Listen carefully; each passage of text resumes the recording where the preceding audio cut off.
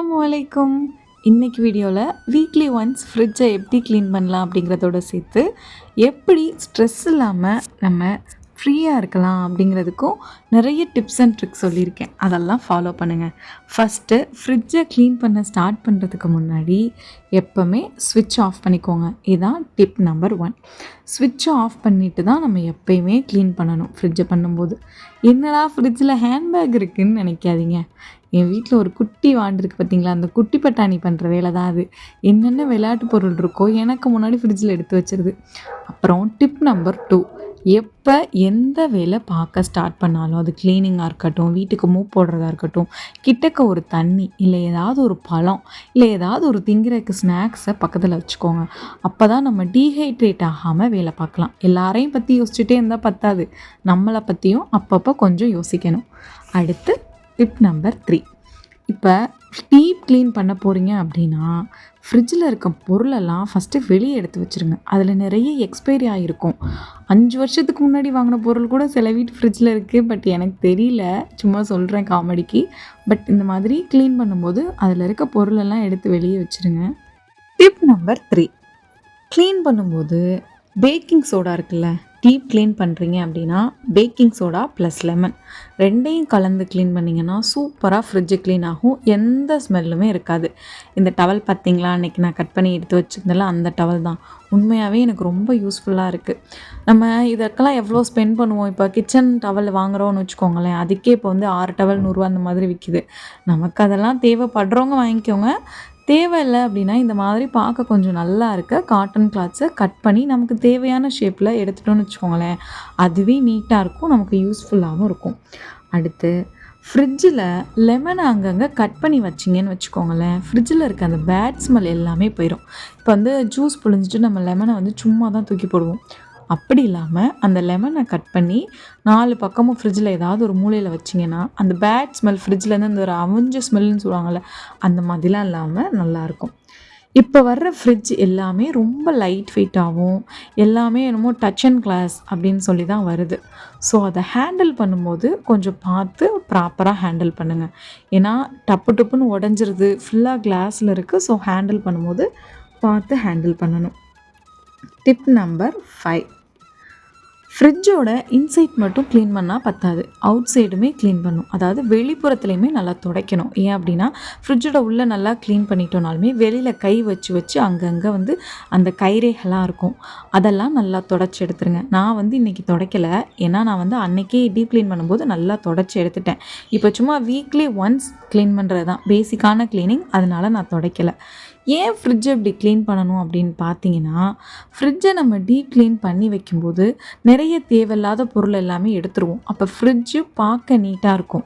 என்ன காய்கறி இருக்குது, என்ன வந்து க்ராசரி ஐட்டம் இருக்குது, என்ன ஸ்டோர் பண்ணி வச்சுருக்கோங்கிற ஒரு தெளிவான டீட்டெயில் வந்து நமக்கு கிடச்சிரும். அப்போ க்ராசரி வாங்க போகும்போதும் ஈஸியாக இருக்கும். At the same time next day meal பிளானிங்க்குமே ரொம்ப ஈஸியாக நம்ம பிளான் போட்டுடலாம். அதனால தான் வீக்லி ஒன்ஸ் ஃப்ரிட்ஜை இந்த மாதிரி க்ளீன் பண்ணிட்டோம்னா நமக்கு ரொம்ப யூஸ்ஃபுல்லாக இருக்கும். நிறைய ஸ்ட்ரெஸ் வந்து குறையும். ஏன்னா இப்போ வீடோ ஃப்ரிட்ஜோ எது கசன்னு இருந்தாலுமே நமக்கு ஒரு மாதிரி ஐயோ அப்படிங்கிற மாதிரி இருக்கும். அதே க்ளீனாக இருக்கும்போது அதை பாருங்களேன், அப்படியே நமக்கு அப்படியே ஃப்ரீயாக இருக்கும். அடுத்து ஃப்ரிட்ஜை நல்லா க்ளீன் பண்ணிவிட்டு அதை வந்து ஈரமாக விட்டுறக்கூடாது. அந்த ஈரத்தோடு விட்டிங்கன்னா அதுலேருந்து பேட் ஸ்மெல் நிறைய வரும். அதனால் நல்ல ஒரு காட்டன் துணியை வச்சு நீங்கள் டீப் க்ளீன் பண்ணும்போது வைப் பண்ணி எடுத்துட்டீங்கன்னு வச்சுக்கோங்களேன், ரொம்ப ஈஸியாக ஃப்ரிட்ஜ் வந்து க்ளீன் ஆயிரும். இது வந்து வீக்லி ஒன்ஸ் பண்ணுற க்ளீன் அப்படிங்கிறனால நான் ஈர துணியெலாம் வச்சு துடைக்கலை, நல்லா காஞ்ச துணியை வச்சு தான் துடைச்சிருக்கேன். அப்புறம் வந்து இந்த சைடில் இருக்க இந்த வாட்டர் பாட்டில்லாம் நம்ம அடுக்கி வைப்போம்ல, அதெல்லாம் வந்து கலட்டிட்டு துடைச்சிட்டேன். ஏன்னா அந்த சைட்லலாம் சின்ன சின்ன பருப்பு ஏதாவது ஒன்று மாட்டிகிட்ருக்கு, அதை வந்து எடுக்க முடியல. சம்டைம் அதெல்லாம் எடுக்க முடியலன்னா நான் ப்ரஷ்ஷை வச்சு க்ளீன் பண்ணிப்பேன். இப்போ அந்தளவுக்கு எதுவும் அழுக்கெல்லாம் இல்லாதனால இந்த மாதிரி நான் வந்து க்ளீன் பண்ணிக்கிறேன். வெஜிடபிளை நம்ம ஆர்கனைஸ் பண்ணும்போது சும்மா ஏனோ தானோன்னு வைக்காமல் கொஞ்சம் பார்த்து வச்சோன்னு வச்சுக்கோங்களேன், ரொம்ப நாளைக்கு வரும். இப்போ தக்காளிலாம் வைக்கும்போது அது கூட டிஷ்யூ பேப்பர் அடியில் வச்சிட்டிங்கன்னா அவ்வளோ சீக்கிரம் அழுகாது. இதே மிளகான்னு வச்சுக்கோங்களேன், அதோட காம்பை ஃபுல்லாக கிள்ளிட்டு வச்சிட்டிங்கன்னா ரொம்ப நாளைக்கு அது வீணாகவே போகாது, அவ்வளோ நல்லாயிருக்கும். அடுத்து நிறைய பேர் இப்போ என்ன பண்ணுறாங்க அப்படின்னா, யூடியூப்பில் காட்டுறதை பார்த்து நம்மளும் எக்ஸ்பென்சிவான ப்ராடக்ட்ஸ் தான் யூஸ் பண்ணணும், அதாவது விலை உயர்ந்த பொருள் தான் யூஸ் பண்ணணும், ரொம்ப ஆர்கனைஸாக வீடு இருக்கணும், ரொம்ப ஆர்கனைஸ்டாக வச்சுக்கணும். ஆர்கனைஸ்டு வேறு, டெக்கரேட்டிங் வேறு. இப்போ எல்லோரும் என்ன பண்ணுறாங்க அப்படின்னா க்ளீனிங் வேறு, ஏஸ்தட்டிக் வேறு. அது புரியாமல் எல்லாம் ஏஸ்தட்டிக்காக மெயின்டைன் பண்ணணும் அப்படிங்கிறதுக்காக நிறைய ஸ்பெண்ட் பண்ணுறாங்க. அப்படிலாம் கிடையாதுங்க. இப்போ நம்ம கேரி பேக்கில் கூட வைக்கிறான் தான் வைக்கலாம். இல்லாட்டி நம்ம அக்கம் பக்கம் கடையில் எது எடுத்தாலும் 20 ரூபா 10 ரூபா இந்த மாதிரி கடையெல்லாம் இருக்குது. அங்கே ஆன்லைனை விட நல்ல குவாலிட்டியான டப்பாலாம் கிடைக்கிது. அந்த மாதிரி யூஸ் பண்ணிக்கலாம் இல்லையா? நமக்கே ஹார்லிக்ஸு பூஸ்ட்டுன்னு நிறைய பாட்டில் கிடைக்கும், நெய் டப்பா. அதுக்குள்ளே ஸ்டோர் பண்ணிக்கலாங்க. எல்லாமே யூடியூப்பை பார்த்து வாங்கணும்னு அவசியம் கிடையாது. அடுத்து ஸ்ட்ரெஸ் ஃப்ரீயாக இருக்கணும் அப்படிங்கிறதுக்காக நான் உங்களுக்கு ஒரு 5-6 டிப்ஸ் சொல்கிறேன். அதை ஃபஸ்ட்டு எல்லாம் ஃபாலோ பண்ண முடிஞ்சால் ஃபாலோ பண்ணுங்கள். Tip number 1, avoid mobile usage when your wake up. எப்போ நீங்கள் எந்திரிச்சோன்னே உடனே மொபைலை பார்க்காதீங்க. அதை ஸ்கிப் பண்ணிவிட்டு எந்திரிச்சோன்னே நல்லா ஃப்ரெஷ்ஷாக கதவை திறந்து அந்த ஃப்ரெஷ் ஏரை வாங்கிட்டு கொஞ்சம் ப்ரஷ் பண்ணிவிட்டு, இல்லை நேராக கிச்சனுக்கு போகிறீங்களா, கொஞ்சம் நேரம் சமைச்சிட்டு அந்த வேலையை முடிச்சுட்டு நீங்கள் ஃபோன் எடுக்கும்போது நல்லா ரிலாக்ஸிங்காக இருக்கும். இதுவே வேலை இருக்கும்போது காலையில் எடுத்துட்டோன்னு வச்சுக்கோங்களேன், நம்ம பார்க்குறது சும்மா ஒரு வாட்ஸ்அப் நோட்டிஃபிகேஷனாக இருக்கும். உள்ளே போனால் யூடியூப் நோட்டிஃபிகேஷன், இன்ஸ்டாகிராம் நோட்டிஃபிகேஷன், எல்லா சோஷியல் மீடியாவில் இருக்க நோட்டிஃபிகேஷனையுமே பார்க்க ஆரம்பிச்சிருவோம். அதுலேயுமே 1 மணி நேரம் 2 மணி நேரம் ஓடிடும். எல்லோரும் இப்போ பிரேக்ஃபாஸ்ட் இல்லாமல் ப்ரன்ச் அப்படின்னு சொல்ல ஆரம்பிச்சிட்டாங்க. 10 மணிக்கு எந்திரிச்சு 12 மணிக்கு சாப்பிட்றது ப்ரன்ச்சாமா. இதெல்லாம் உடம்புக்கு ரொம்பவே கெடுதல். ஸோ அந்த மாதிரி இல்லாமல் மேக்ஸிமம் கொஞ்சம் சீக்கிரமாக எந்திரிக்க பாருங்கள்.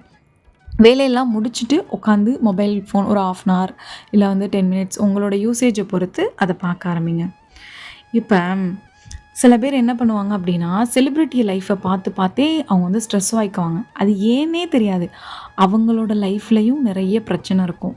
எந்த அளவுக்கு ஏர்ன் பண்ணுறாங்களோ அந்த அளவுக்கு அவங்களுக்கும் ப்ராப்ளம்ஸ் இருக்கும்.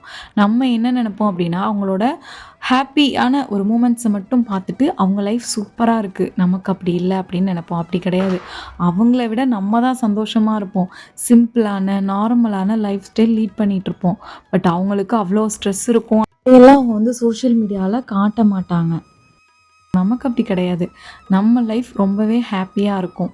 அதை நம்ம லைஃப்பில் என்ன இருக்குதுன்னு ஃபஸ்ட்டு நம்ம நினச்சி பார்த்தோன்னு வச்சுக்கோங்களேன், அது நமக்கு ரொம்ப சந்தோஷத்தை கொடுக்கும்.